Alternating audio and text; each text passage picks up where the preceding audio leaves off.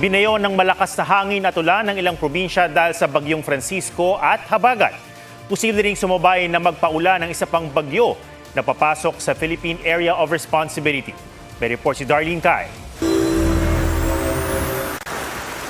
Hinagupit ng bagyong Francisco ang Batanes. Nagsasayawan ng mga puno. Malalakas ang alon sa karagatan. Halos lamunin nito ang maraming kalsada sa probinsya.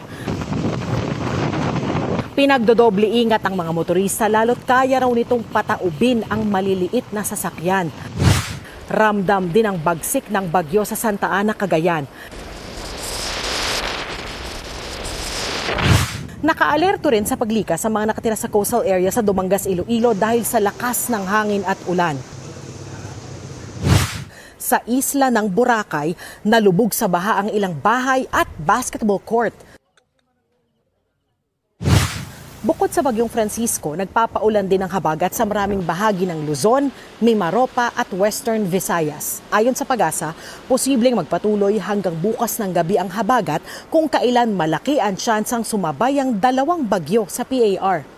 So dahil dun sa lokasyon nga nitong si Bagyong Francisco, magpapatuloy pa rin yung southwest monsoon natin sa malaking bahagi ng Luzon and Western Visayas kahit nakalabas na po siya ng PAR.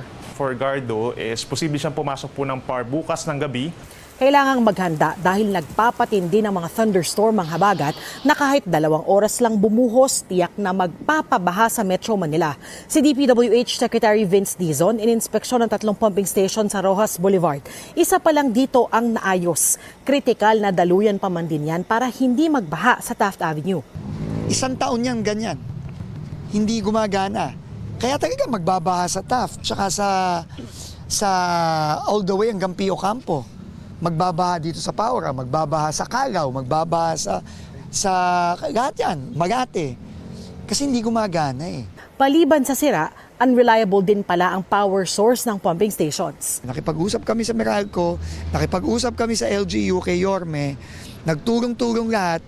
Ngayon, by end of June, konektado na lahat tong mga pumping station dito sa Ross Boulevard, sa Meralco. At the same time, yung pag-repair, matatapos na tayo ng first week of July at the latest. Darlene Kai, GMA News.